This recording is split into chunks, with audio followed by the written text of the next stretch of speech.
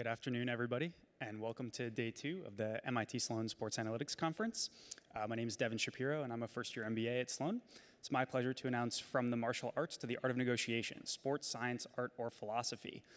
On our panel, we have Sensei Nick Theodoro. Nailed it. Perfect. 35-year martial arts instructor and finance executive, and Professor Deepak Malhotra, negotiations professor at Harvard Business School. The panel will be about 45 minutes of discussion and then about 10 minutes of Q&A. If you have a question at the end, please raise your hand and we'll call on you, and then we'll come around with the mics so that you can ask your question. With that, I'll hand it over. Thanks very much. Great. All right. Thank you very much. Welcome to the session. It's great to spend some time with all of you and with Sensei Nick. I'm just going to spend a quick moment giving you a little bit of background on who it is that you're dealing with. I'll introduce myself. Sensei Nick will introduce himself, talk a little bit about what we're planning on doing with this panel, and then we'll jump into it. And as was mentioned, if you have any questions at any point, please feel free to raise your hand. We're going to really do Q&A at the end, but if something strikes you as something where you really want to jump in, it's a small enough room, small enough crowd that we can do that as well. As mentioned, my name is Deepak Malhotra. I'm at the Harvard Business School. I've been on the faculty there for 17 years. So I got there in 2002. And my area of work is negotiations. Negotiation, deal-making, disputes, conflict, anything related to negotiations I tend to find interesting. That's what my research and writing is about. That's what my teaching is about. When I do advisory and consulting work, that's usually what it is on negotiation or disputes or diplomacy. Mostly on the business side, dealing with companies, organizations, business people. I also do some work in some other areas. I do some advisory work for governments that are negotiating armed conflicts or dealing with insurgencies or sort of high-stakes negotiations. I do some work with physicians who are trying to think about how to more effectively communicate with their patients to help their patients make better health decisions. I do some work on gun violence now, more recently, thinking about whether there's ways forward on gun policy that might be a little different than the way things have been attempted for solutions before. So the reason I mention all of that is because when you think about negotiation from a lot of different lenses and in a lot of different domains, it sort of shapes the way in which you think about negotiation itself, which will probably come out as we go forward. But this way you have a bit of a sense of who it is that you're dealing with for the next hour. Sensei Nick is someone that I've known for a few years. I'm a student of his, actually, in his dojo in Watertown, Massachusetts. And the only thing I'll say about him before I ask him to introduce himself is, I used to practice martial arts some years ago when I was in Michigan. That's where I grew up. When I came to Boston, I spent a lot of time looking for a good dojo, a good school, a good place to practice. And I gave up after the first little while of searching. I just wasn't really inspired. My son, who's here, practices Taekwondo. It wasn't the school that I was going to join. But eventually, after visiting at least a dozen, maybe 15 or 20 schools, I found Sensei Nick's school, and immediately I decided this is the school I want to join. So I've known him for a number of years. He's a very impressive martial artist and also a great teacher, and I think we're going to have a pretty interesting conversation here. And if you could give us a little bit more background, Sensei Nick, about your background in martial arts, the different things that you've studied, and your day job, which is actually something a little different. Great, thank you. And thanks for everyone coming down. We know who we're competing against in terms of other panelists, so thank you.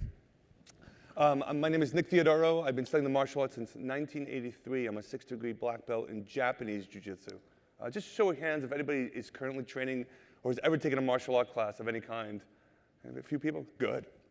Well, welcome. And there's a diverse amount of martial arts. The Brazilian Jiu-Jitsu is actually different than Japanese Jiu-Jitsu, which is what I show. What we show is a combat version of martial arts. What we're going to talk about is the sport aspect as well eventually. That's more the Brazilian side. So there's a lot of grappling. What I've been focused on for the last 35 years, once as the head instructor at Boston College, for 11 years showing self-defense to all inbounding students. Now on my own, at my own school in Watertown, where we only teach adults and teens. So we're the only school in the Boston area that does not take kids. And the reason for that is what we show is street applicable violence. So it's the real deal. We're training with cops, regular folks like yourselves, and everything in between. So our niche is really self-defense and street combat from a non-sport perspective. However, I've also trained in Brazilian Jiu-Jitsu, Aikido, Thai kickboxing, you name it, I've trained in it. I've also studied with the British Royal Air Force in London. So I know the techniques that we show are going to work on the street, regardless of your size or strength. That's also parlayed into my business career. I've actually been a CFO. I'm the head of finance at a company called Epsilon, which ironically is a marketing data technology firm that some of you may or may not know. So I'm able to parlay both worlds. And we'll talk a little bit about how martial arts can actually converge with the business world, and being an executive in several multi-billion-dollar companies, there's absolutely a ton of overlap. Right. So what we're going to try to do in this session, and again, hopefully we'll have a lot of participation as questions arise from the audience, but the way we're thinking about it is talking a little bit about the sport and the art of the martial arts, about other things that we do in negotiations in other areas. What is the role of data science? What is the role of data analytics in these different things that maybe traditionally have been thought of as more art, less science? Then we're going to start talking a little bit more about the blend of art and science. And then, you know, I guess between the two of us, we've taught for almost, what, 45, 50 years. You're carrying most of the brunt of it. What have we learned about teaching these kinds of things? How do we sort of convey to a next generation of folks who are interested in these? And what are the sort of barriers you run into when you're trying to educate others in these areas? So we'll talk about all of that, and we'll probably you know, interrupt each other every so often with some follow-ups. We're going to have it as a conversation, a two-way discussion, and then again, a three-way discussion with all of you. And I'm going to get us started. You know, when Daryl Morey, who's a good friend of mine, and I were talking about maybe doing a panel like this or doing a session like this, and he said, you know, martial arts is something that we've touched on before, but we haven't really gotten into it very often at the Sports Analytics Conference, and he wanted me to think about who I might invite to talk about it. One of the first things that actually went through my mind was that it's kind of interesting that we even think of martial arts as a sport. You know, for centuries, that is not the way martial arts was thought of. You could think of it as a philosophy, a discipline, tradition, you know, an element of one's culture, self-defense. The idea that it would become a sport, which is very different from a lot of the other things that are being talked about here. When you talk about basketball or hockey or soccer, these were always sports. They were born as sports, and now we're just getting better at analyzing them as sports. So the question I have for Sensei Nick is it a good thing that now martial arts is becoming a sport? Is it sort of sacrilegious? Is there good and bad? How do we get to where we are? It's astounding how much the martial arts has evolved. I'm going to date myself a little bit, but for those of you that grew up in the 70s and 80s, the martial arts was a little bit campy. If you remember Bruce Lee, even to a certain extent, Chuck Norris, Jean-Claude Van Damme, anybody remember him? Right? That was the image of the martial arts. With the Ultimate Fighting Championship, and I'm talking about the original one, if you've ever seen the tape of UFC 1, not the ESPN version, I'm talking about the original one where Royce Gracie took on all comers of any size and defeated them with this style that nobody had ever heard of called jiu-jitsu. That really was when the martial arts turned into a sport for a component of martial artists. Not everybody. But I actually think it's a great thing. All publicity is good. The UFC being out there, people contact my school and say, I saw an amazing fight on pay-per-view or on ESPN. I want to learn some element of that. They may not want to become full UFC fighters, but they want to learn that style. That's great. I think it's great. But there's still a big component of the martial arts, Deepak, that's combat related. So if you look at the top 10 martial arts, about half, right, mixed martial arts, most of you have heard of that, Brazilian Jiu-Jitsu, karate, Taekwondo is an Olympic sport, are sports already. But the UFC really, mixed martial arts have really elevated the game. So Taekwondo is an interesting example because any of you ever watched Olympic Taekwondo? Anybody seen that? And again, I don't know your preferences for what you see, but you know, I've seen a few of those bouts, and they're sort of an abomination. They now, if anything, they're moving towards data and analytics and technology, and they have these sensors to check whether, you know, and you look at a gold medal bout, and there's a guy who throws this fantastic kick that misses the guy completely, but was close enough to hit the sensors, and the guy gets 3 points. And if anything, the person who dodged that kick should have gotten, you know. So it's at a point, and these people, their hands are down, they're bouncing around, they're throwing the same roundhouse kicks and wheel kicks. It's taken what was a really robust art with so much technique and so much else to it, and the moment they made it into sport, they had to put it into a box. And I think if you look at Taekwondo as an Olympic sport, most people look at it and say, I would never want to practice that. But if you go to a good dojo, which is, for example, the one I took my son to, and you see what they do, you're like, this is actually still a pretty great art. So is there some cheapening of it that's happening? Or maybe that's not true with the UFC, but with some of these other arts? Even with the UFC, again, those of you familiar with it, there are actually rules. And you might not think that watching it, but you can't put your thumb, and again, I'm going to get kind of violent, so it looks like we have a good audience for this, but you can't put your thumb 3 inches into someone's eyeball in the UFC, as much as you might want to. There are certain leg locks that are not impermissible. So there's certainly enough of the rules, grind shots and whatnot, 12 to 6 elbows that are not allowed, that we actually show in Japanese jiu-jitsu. So if you're talking about survival from a street, anything you do to add rules is going to start to water that down to a certain extent. The UFC and mixed martial arts have done a pretty good job trying to take out as little as possible to make it as realistic as possible. But I can tell you, when we're showing, police officers or security folks or just an average mom or dad that wants to learn how to defend themselves in their home or their children, there are no rules. So anytime you're going to add rules, and certainly Taekwondo is a good example if they've gone too far. Anytime you're going to add rules to this, you're seeing this in other sports, right? You see the recent news around football, where now that you've changed how you tackle and you're trying to come away from injuries, and it changes the sport over time. And same thing with martial arts. As you add rules and make it a sport, it gets away from what it was originally created to be. Martial being military, right? That's the word we mean. So it's a military art that's turned into a sport. So it's an interesting mix. Yeah, it's interesting. And you're right, the Taekwondo and the UFC are two good examples, very different parts of the spectrum.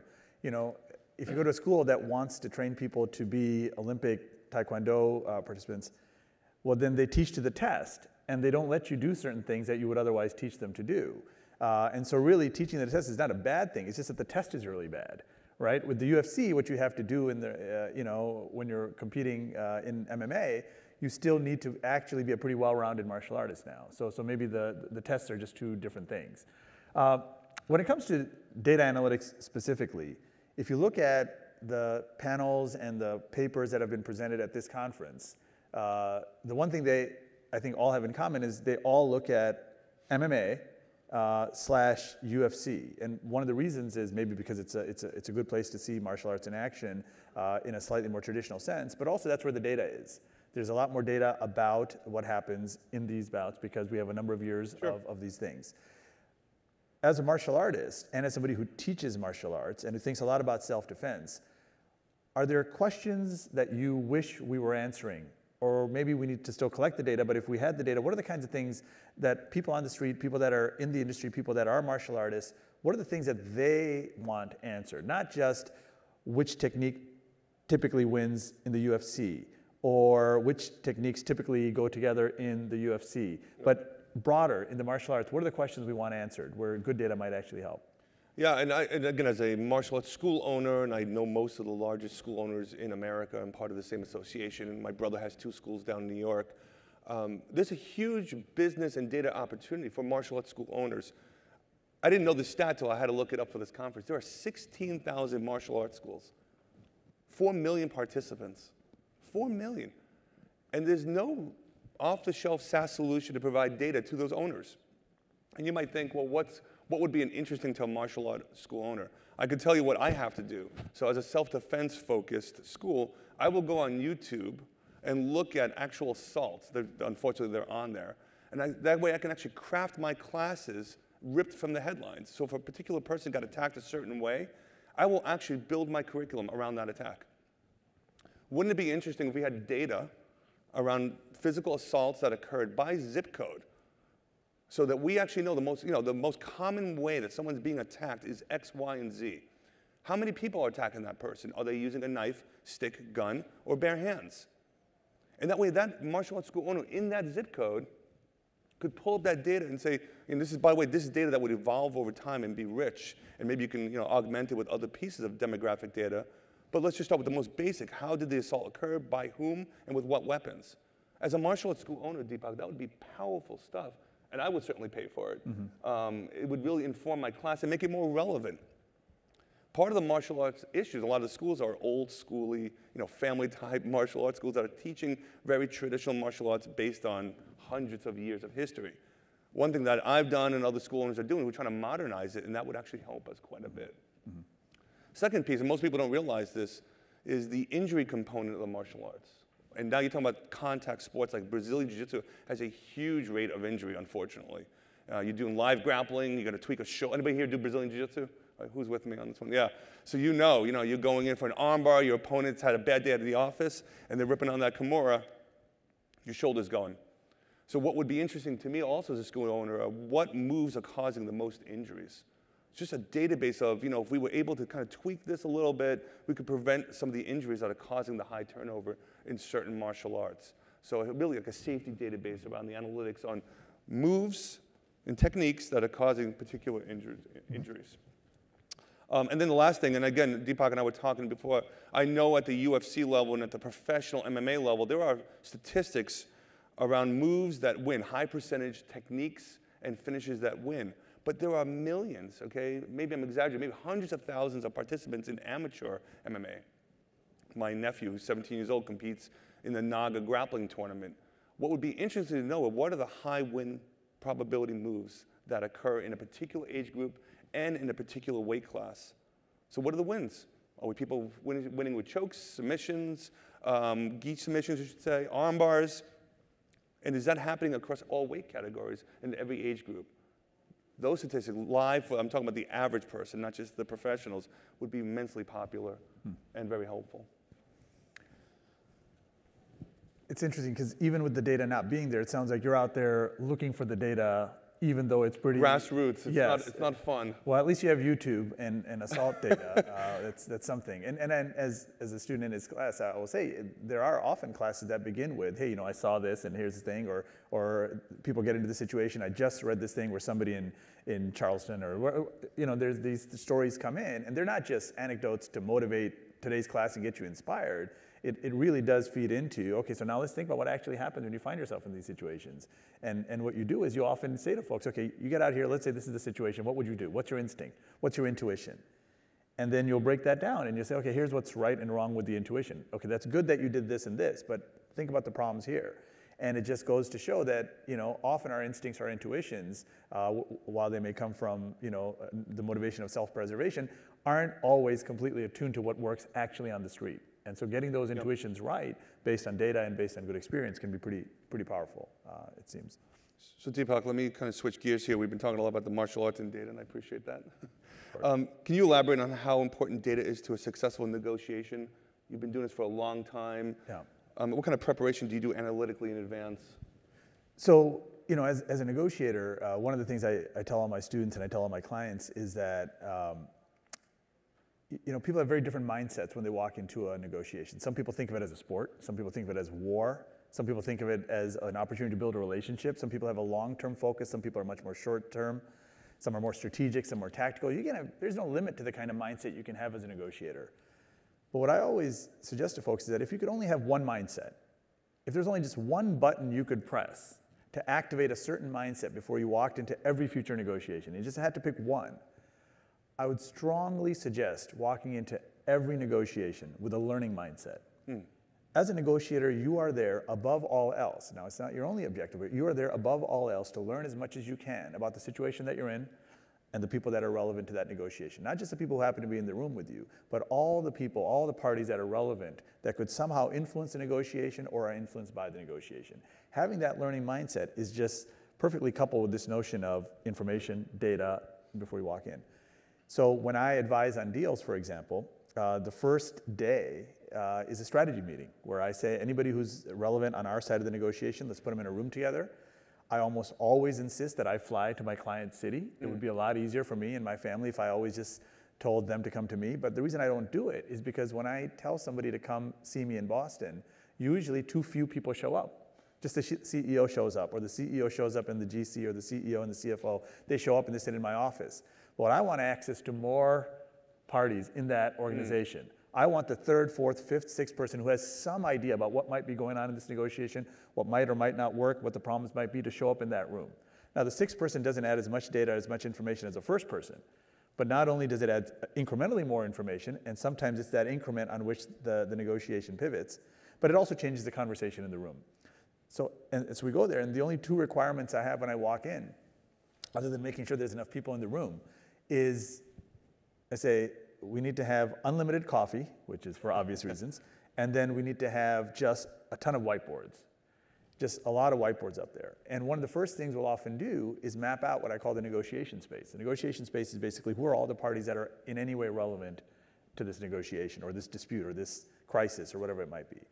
And then we start digging down into what are their interests, what are their constraints, what are their alternatives, what are their perspectives. And what we're trying to do is just get all that information out there. Now, you'll never, as a negotiator, have all the information you wish you had. Just like in the martial arts, somebody's attacking you.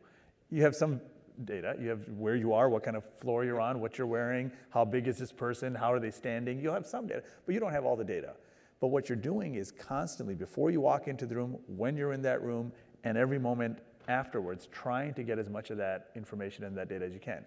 If you're doing the Iran nuclear deal, you need data. You bring an actual nuclear physicist to the table. Yep. If you're doing a trade deal with China, same thing. You need people to think about what are the things we should be asking for, what are the things we're willing to give on. What is the other side's perspective? What are they really going to push for? What are their red lines? What keeps them up at night? Why are they here today rather than 6 weeks from now or 6 months? Who do they send to the room? All of that information feeds into your strategy and your likelihood of success. Right. And when you walk in unprepared, without that data, without having that sort of hunger for just knowing more about all the parties, what motivates them, and why they're there, and what are the things they can and cannot do. And that's an important thing too, understanding the constraints the other side has. You know, there are things in negotiations that you are sure you deserve, that you are sure are rightfully yours, which you will not get, simply because their hands are really tied. Right. And the better you understand where their hands are tied and where they have more flexibility, the more likely you can navigate the negotiation in a direction which allows you to accomplish your objectives, and at the same time meets theirs so that you can actually get a deal done. And so for a negotiator, that learning mindset, that preparedness, that data, that information is crucial. That's great. Yeah. So let's bring it to the sports world for a second. Mm-hmm. How important, do you have examples of the importance of negotiations and data in the sports world, specifically? So we can think about it sort of in two ways. There's a level at which it's sort of obviously relevant, right? So if you're a team, if you're an NBA team, and this is where, you know, what Daryl spends a lot of time on, the data, and the better analyze the data, it tells you what negotiations you should even be a part of. What are the kinds of talent we should actually be trying to recruit, and which ones, while they look very nice and very great and seem to check a lot of the boxes, when you look carefully, aren't going to actually add to your team. So just at a filter level, thinking about what are the assets, what are they worth to us, how much we're willing to exchange for them, is increasingly a data game now. And the ones that play that game better are not just negotiating more effectively at the table, much more importantly, they're wiser about which negotiations to even do. And as a strategist, as a negotiator, as a leader of an organization or a team, that's often the biggest decision you can make that's going to have an impact. At the end of the day, the needle might move a little bit as to how many assets you gave up in order to get what you wanted, but if you're in the wrong negotiation, no amount of negotiation prowess at the table is going to make a difference. So thinking about which negotiations to even participate in is now a very different game than it used to be. So that's on the data side. There's something else that's happening, I think needs to happen more and is very useful, is on the modeling side. So, for a while I studied, CBA negotiations, collective bargaining agreements between owners and players across different sports. And one of the things you quickly realize is that, over the last 25 years, there's been a lot of, conflict and disputes and a lot of, difficulties in some of these CBA negotiations. One of probably the area where most value gets destroyed. Like if you want to look at the league that destroys the most amount of value when they negotiate, it has to be hands down the National Hockey League. With regularity, when the owners and the players' representatives sit down every few years, they end up destroying between half a season and an entire season of revenue because they can't get the negotiation done. So they have lockouts and strikes, and there's reasons for that. There's historic reasons for that. But the more interesting thing is that almost every single time one of these negotiations has ended, when other than in 1992, everyone after 1992, when the smoke cleared, days later, almost all of the analysts were saying, looks like the owners won. The owners got everything they wanted, blah, blah, blah. You fast forward a few years, and everybody, including the owners, are saying, we got hosed. Now, there's not that many negotiations that you can think of where the negotiation ends and everybody seems to get it wrong as to who won that negotiation, if winning is the right way to think about it even. And the reason is these are complex negotiations. You are trading on so many different items that sort of correlate with each other. So if you're changing rules regarding rookies and free agency, at the same time you're changing what kind of luxury tax system there's going to be, what kind of min salaries and salary caps there's going to be, and you're changing, you change 4 or 5 of these things and they interact. It's actually hard to predict net, are owners going to be dishing out more money or less? Are they going to be getting better players or worse players?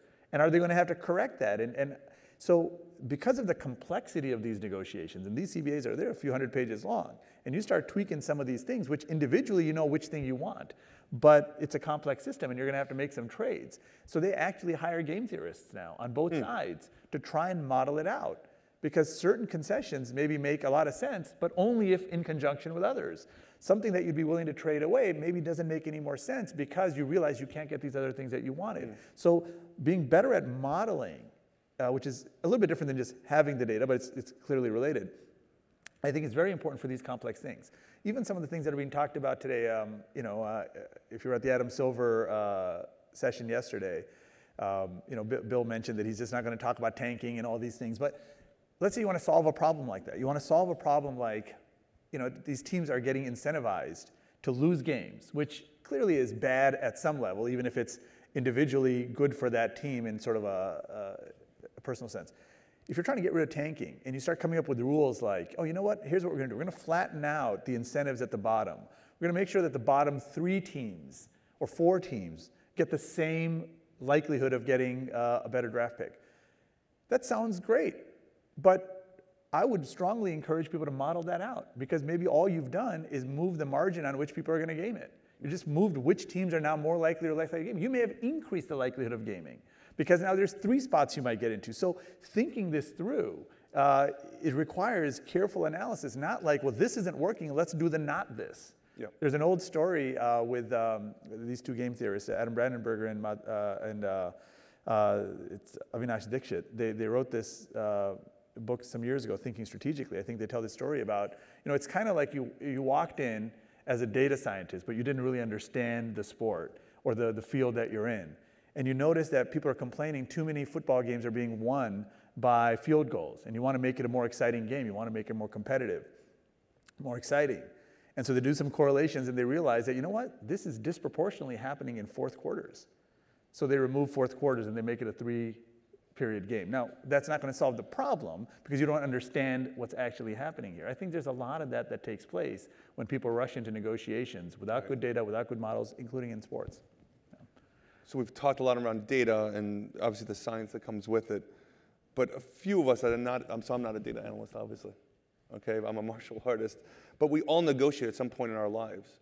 So for me, at least one of the questions I definitely had was, how much of successful negotiating is science, principles, proven methods, techniques, versus art? Yeah.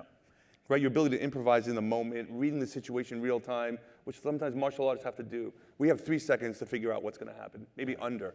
Someone's standing in front of me. I've got to actually figure out all the stuff you did. Yeah. You just talked about for days. Yeah. I have to get all that information about that attacker. Is he on drugs? Is he drunk? That's going to actually inform what I'm going to do next. Does he have a weapon? What's the situation around me? Yeah. Why is he angry? Does he want to mug me, just take some money? Or does he want to harm me? Why does he want to harm me? You have to do all that in under 2 seconds. Yeah. Because that attack's coming pretty quickly.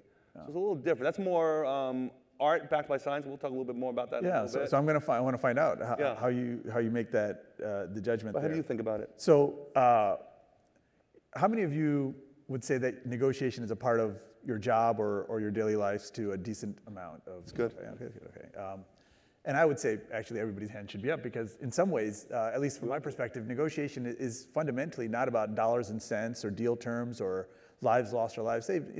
What I always tell my students is negotiation is always fundamentally about the same one thing. And that one thing is human interaction. And the question we're always trying to answer as negotiators, and the problem we're always trying to solve, is how do we engage with other people in such a way as to achieve better understandings and better agreements? That's it. Doesn't matter what you're negotiating over, who the person is, what the substance of the deal is. How do we engage with someone to achieve better understandings, better agreements, in a world where we're dealing with people who have different interests, different perspectives than we do? Now, the science versus art is kind of interesting, because if you've practiced in your life theater or dance, or you played an instrument, martial arts, sports, typically what happens is we start by teaching the science. We start by teaching techniques or tactics, right? So in certain, you don't teach forms, but in a lot of schools, they'll teach certain katas and forms. In dance, you'll teach a little bit about rhythm and footwork and beats. But what ends up happening is the idea is not to memorize a form or memorize a piano piece that you learned and then just do that for the rest of your life. What ends up happening is over time what you're trying to do is shed that set of techniques and understand the underlying principles. Yep. And the difference between science and art in negotiation, and I would suspect in a lot of other areas, is when you take the science, you take the techniques, you take everything, and realize that all of it was for the purpose of getting you to fully embrace and understand the principles. After which, you never do something in an actual negotiation which you practiced in a classroom, right? You never, I don't think there's ever been an attack, and there's probably been an infinite number of attacks almost in the history of the world. I can guarantee no attack on the street was ever foiled by somebody doing a full form that they had learned. It's just impossible. But the idea was when you do that, you learn certain principles. You learn principles about balance and movement and rotation and pressure and whatever. Yep. And in negotiations, same thing. We do lots of cases, exercises, we teach, and we're teaching a lot of techniques and tactics, and here's what you can do. But underlying all of that is a set of principles about, don't negotiate position, negotiate interests, negotiate process before substance, the learning mindset, control the frame of the negotiation. These higher level principles are much more easier to sort of absorb once you've seen them in action a lot of different times. So when you get yourself in a negotiation, in that moment, you don't open up a negotiation book, you don't try to remember everything your professor said, you don't try to think about everything you did in the last negotiation, but you say, wait a second, let's get back to fundamentals. What do the fundamentals, the principles tell me I should do in this situation? Right. So it's your principles married with what is my understanding of the situation that I'm in today. And it might be a little bit different than last week, which means I might have to do something different tactically. I will not be using different principles. Right. Which principles I apply more and less will change, but the principles will stay the same. The tactics I use, whether I lean in and get aggressive or I lean back and smile, whether I make one offer or two offers, whether I make an offer or let them make an offer, whether I walk away from the table or say, no, let's stay here. Those tactics are going to change based on the situation. What's not going to change is the principles that are guiding me to make that judgment in that moment. And ideally, we're trying to get people, and you can't do it in a one-semester class, and you can't do it in a one-week class, but you're trying to put them on the path towards not just having enough of the science and techniques, but to let them know over the weeks, months, years ahead, this is your practice. This is what you're going to want to be doing when you're out there so that you get to become a better negotiator. Makes sense. Martial arts, science versus art. Yeah. How do you think about the blend? You said you have 3 seconds. I mean, we usually have more than 3 seconds in a negotiation. But in your situation, is it that whatever you can get intuitively in that moment, that's what's going to come out? Is there something more to it than that? What? Yeah, my favorite question, I've promoted about 75, I've been doing this for too long. I promoted about 75 black belts over the years. 2 of my black belts have their own schools and have been doing that for a decade. So I've got like jiu-jitsu grandkids, right? That's how long I've been doing it. The black belts have black belts now. It's amazing. The first question people ask me when they sign up a lot of times is, how long till I get a black belt? And that's when you face palm yourself and you go, you're missing, this is going to be a long journey. If you're asking yourself how long it's going to take a black belt, you've got the wrong thing in mind. And I'll tell you how it pertains to science and art. I can actually teach anyone in this room the black belt curriculum, the science, in 6 months, maybe even less. We'll crank through all the techniques. We'll physically train. I'll show you everything. And you'll be able to apply 0 of them in a street situation because you don't have the art part.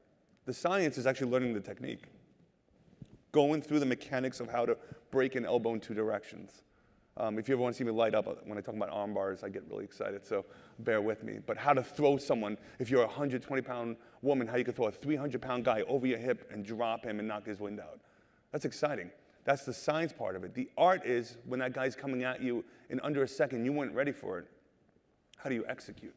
So back to the principles that we teach is really through instinctive drills. You've got to do a lot of unstructured training where you don't know what's coming, where you've got an attacker that's simulating street conditions or an MMA, a competitive scenario, where you're having to get to practice and lose, often, by the way, your techniques.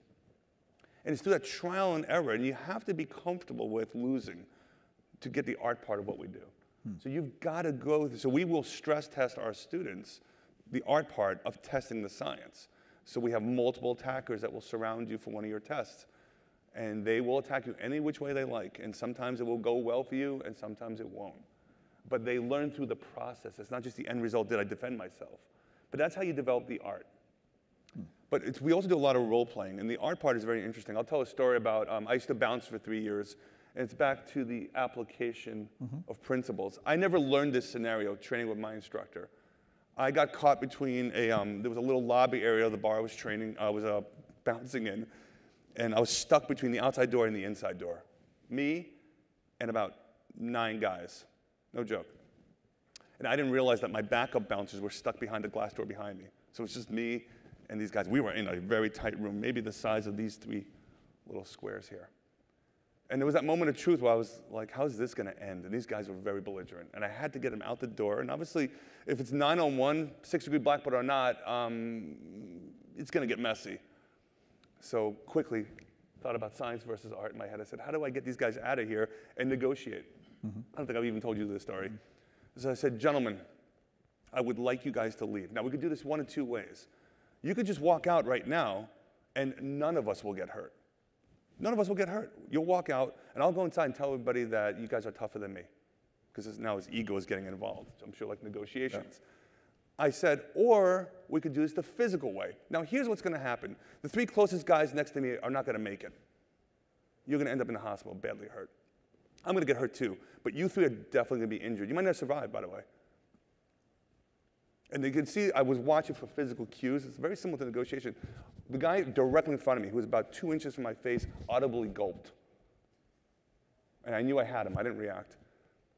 And we stared at each other. He looked at me. I looked at him. One of us was going to blink. He said, I think it's time for us to go. And we walked out, went inside, and changed my underwear, and then the rest of the night was great. All right, so was I nervous? Sure, but I had been prepared for the scenario to do what I said I was going to do. The most important thing about a negotiation in martial arts is to be able to back it up. Like, say what you mean and mean what you say. So if I meant what I said, and I did, by the way, sincerely, those guys knew it. And so anytime you're negotiating, if the other party doesn't understand that you're actually sincere, they're going to read right through that. And the martial arts is the epitome of that. That attacker, I've dealt with this multiple times. The best thing that we teach our students is to walk. How do you get someone to walk away without any physical harm? We don't want to hurt anybody. No. But you have to have so much training under your belt that the person staring across you, because they might be a foot taller than you, outweigh you by 50 pounds, but they've got to look into your eyes and see fear in their own eyes. Like it's going to reflect right back. They're going to go, oh, I've seen this. I've convinced people a lot larger than me that fighting me would be a bad idea. Not because I said I'm a 6-degree black belt. I rolled out my resume and the slide presentation behind me. It's because I said, listen, this is a really bad idea for both of us. And you sort of give them a chance to walk away. That's the art part. And that comes through a lot of the drilling, but this, the science is the technique. The art is working all those scenarios with those techniques in mind. So, it's interesting, by the way, you said the thing about credibility. I'll just, point to that for a moment. There's maybe 3 things that I will sometimes say fit the category of most great negotiators that I know, ... Because people have very different styles and different approaches. Credibility is one of those. I will tell you that if you look across in diplomacy, in politics, in crisis negotiations, in business negotiations, the one thing I can say about the really effective negotiators, these people will guard their credibility with their life. As you said, if they say they're going to do something, they're going to do it. If they don't think they're going to be able to do it, they will not suggest that they will. These people guard their credibility with their life. And the reason is, I think if you stay at it long enough, if you're in the field long enough, you will come to a day where the only leverage you have in that negotiation is your credibility. You have nothing else. That's the only reason this person's going to sit down with you. It's the only reason they're going to take the risk you're asking them to take. It's the only reason they're going to go on the journey with you that you're asking them to go on. You have nothing else except they say, I believe this person, or this person's credible, or they're going to follow through on what they said. For sure. And on that day, you're very, very happy that you never let that credibility sort of slip away. And it's one of those markers of somebody who I think is actually a very, very great negotiator. And I want to sort of parlay that into the martial arts and thinking about, in your many years, training people and practicing with other great martial artists. how would you define mastery? Is it just doing the things that you said previously? Are there markers of it? Like you interact with someone and can you sort of quickly or in some way say, this person is an amazing martial artist. Forget the belt or whatever, but this person is a great martial artist. What sort of says that to you? And mastery is an interesting word because people use it a lot in different fields. I watched the chess guy today. Oh, yeah. He's a grandmaster.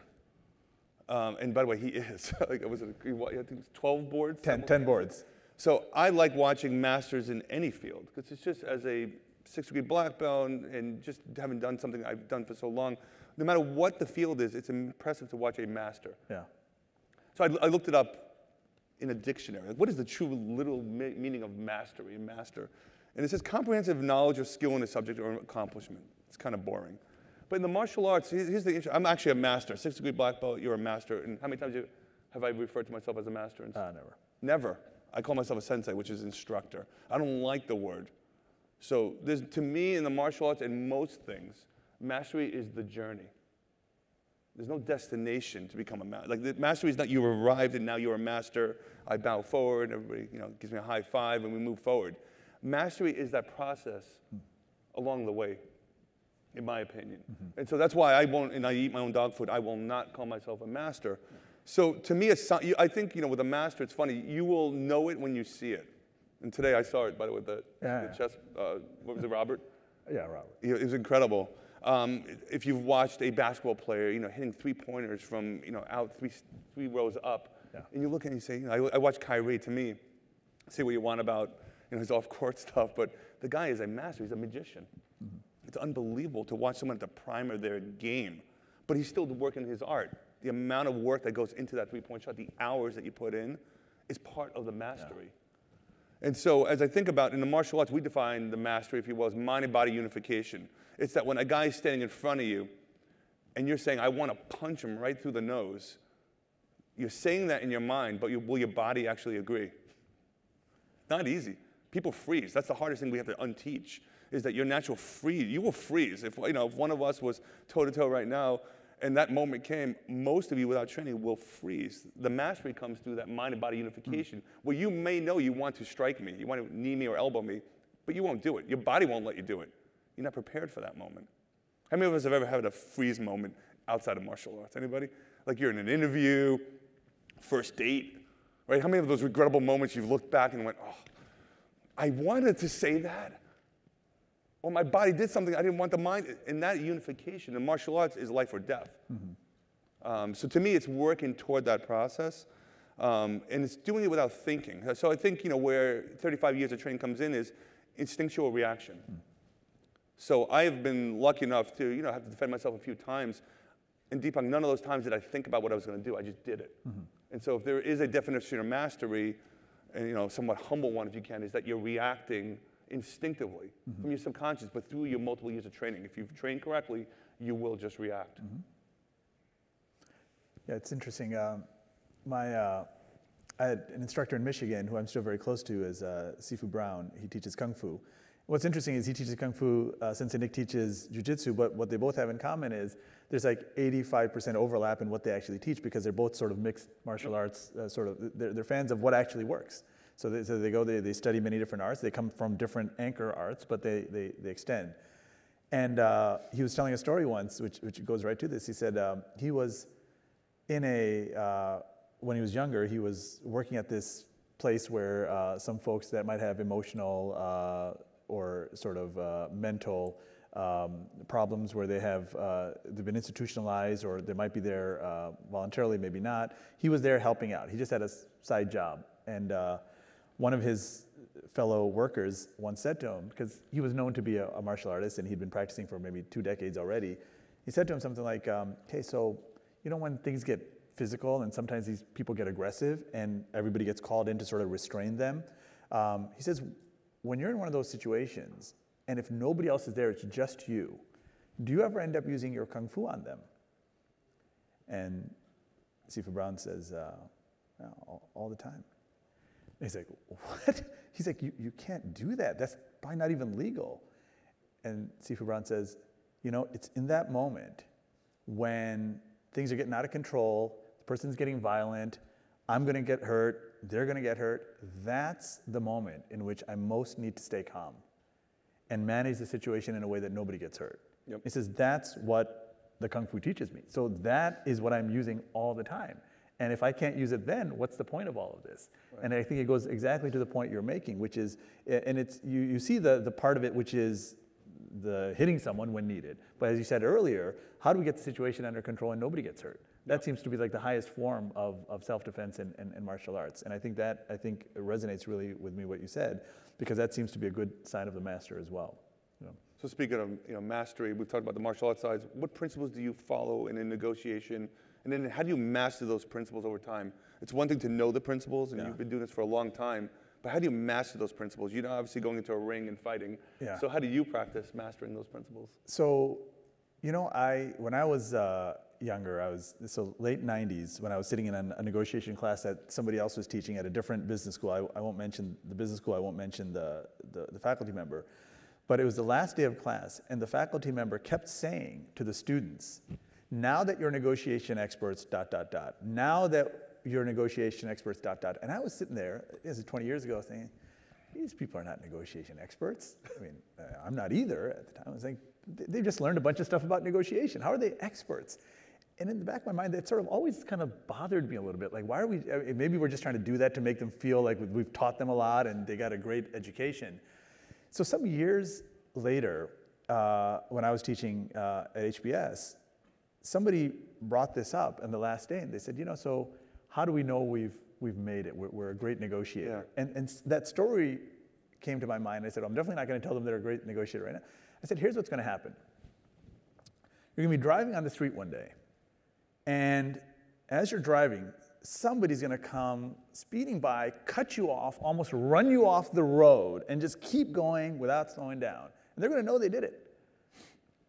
And normally your reaction in that moment would have been to like honk your horn and flick them off and start swearing and yelling and screaming. But for some reason that day, your first reaction will be, I wonder why they're in such a rush.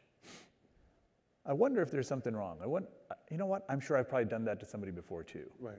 When that becomes your immediate response, when you can immediately see the world the way other people see it, you don't have to be reminded to do it. You don't have to be incentivized to do it. But your natural reaction is to see the world in a way where you naturally take the perspective of other people and try. You don't have to accept it. You have to understand it. When that starts happening, that's probably when you are an expert or a master. In that conversation, the word was expertise, but it's probably even a better definition of mastery.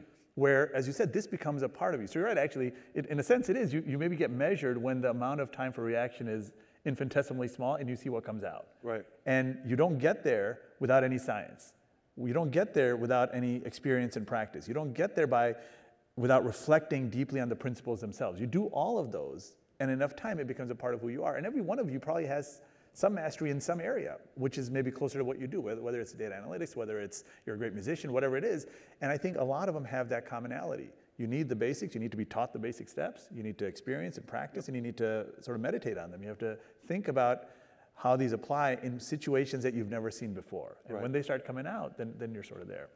So I know we want to move to some audience questions, so why don't we do that? And then if there's not any audience questions, trust me, I have some more questions for you. Yes, we do. So why don't we take some audience questions? Thank you. Hello, hi, Dr. Deepak. Could you give us an actual example about your negotiation? I'll give you a quick example. I want you to show me or the audience how would you do, what would your strategy be if you are the Lakers GM to negotiate trading for the Anthony Davis? I like it. So I don't think I can get into that. I'm not tampering. Well, you have no idea. No. So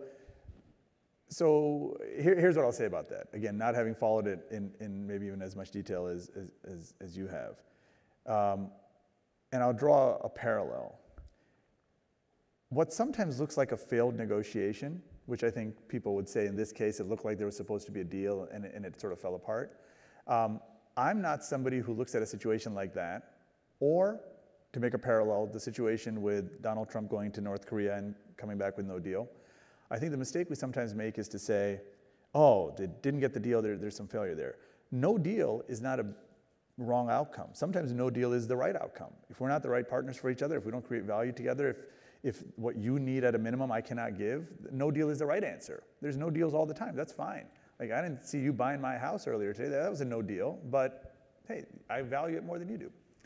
But the problem is when you get a no deal for things that were easy to have been foreseen, that it didn't have to get public, it didn't have to go to the level of offers and counteroffers. When you see those things happening, you realize that there's actually a failure of negotiation. These people did not do the homework, they did not, behind closed doors, make enough progress to know whether or not this deal may or may not be consummated. You're still gonna have to do some magic, pardon the, the pun there, when you get to the table. But I think a lot of the things that happened here was people and events and things got ahead of the actual negotiation strategy, and they took on a life of their own.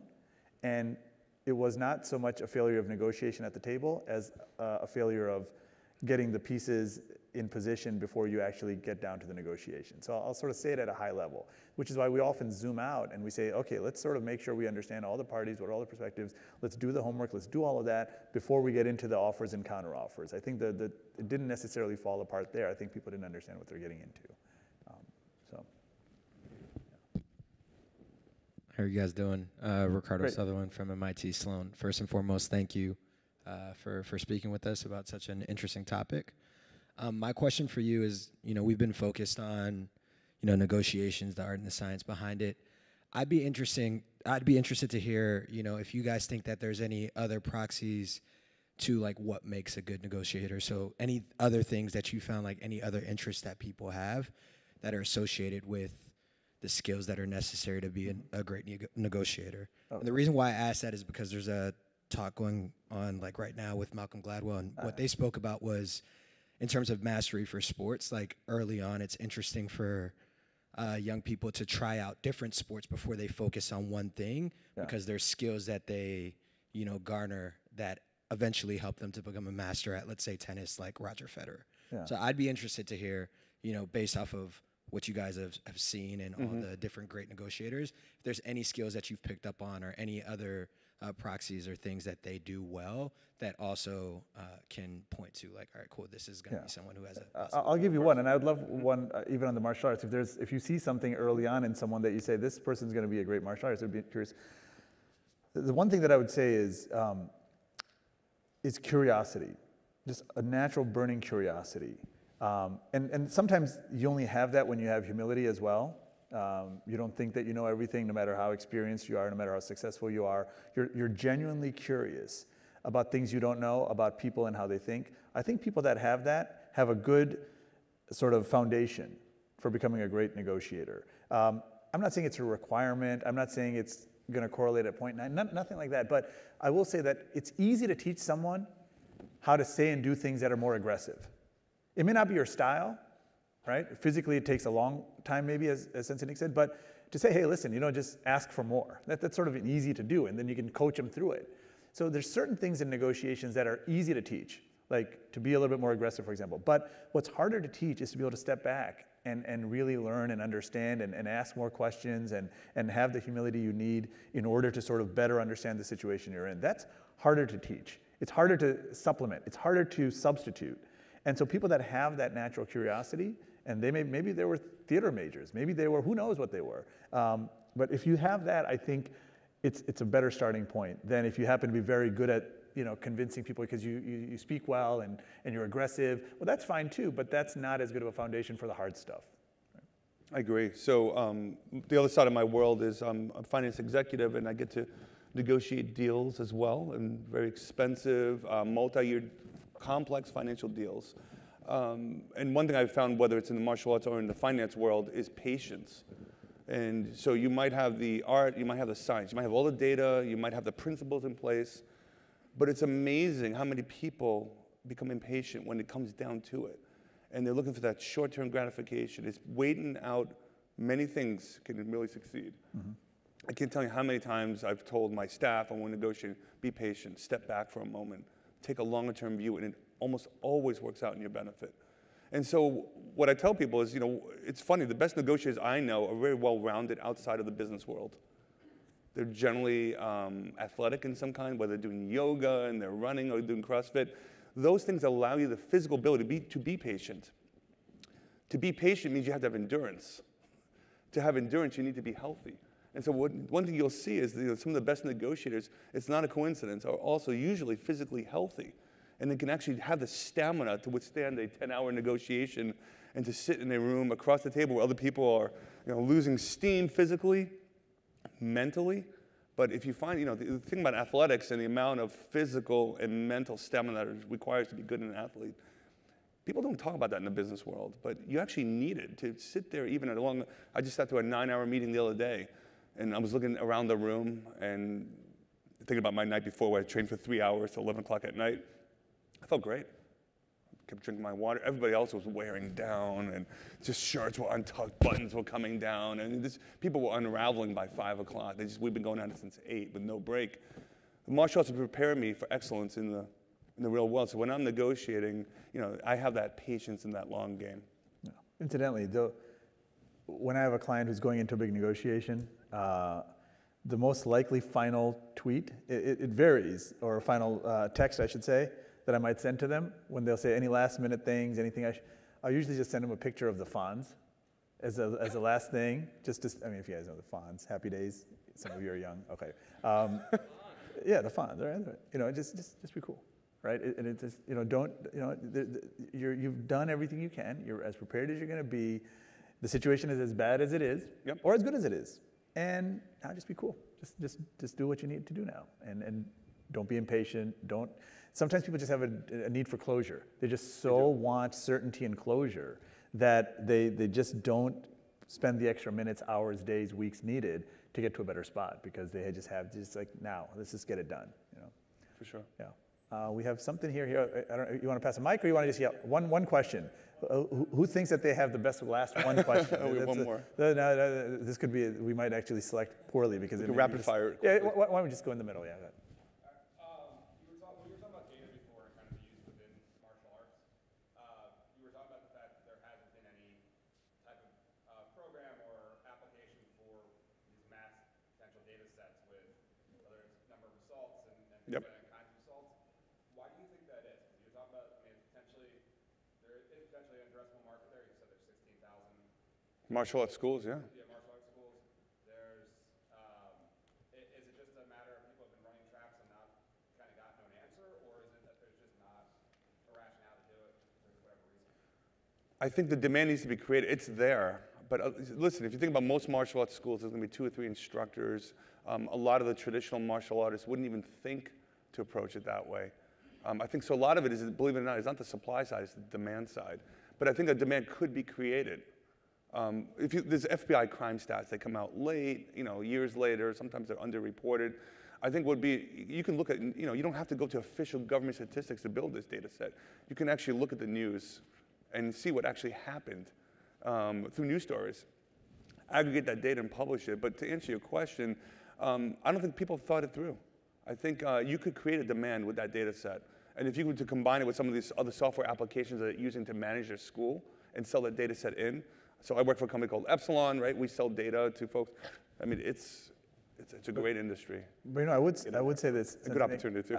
I think you're a little unique. I think there's a lot of schools out there that aren't going to change their curriculum just because there's something more important to teach. You see the same thing in business schools with faculty. Some faculty that are just dying to be better, to get better at it, to teach with new things and bring new things into the classroom, even though it's more work. Right. And other people they're comfortable. Yep. They got this thing, they know how to sell it, and they're doing it. And I think the same thing might be true in the martial arts as well, so it would be a great value add for the ones who want it. Is it a great business proposition? That's an open question, but I agree. I wish it was there, but I can imagine there being some of those kinds of barriers to that kind of thing. Anyway. Good question. All right. I think we are calling it. Yeah, we're right at 3 o'clock. Thank you all for showing up and your Thanks for having us. Absolutely. Great. Thank you guys. Yeah, great.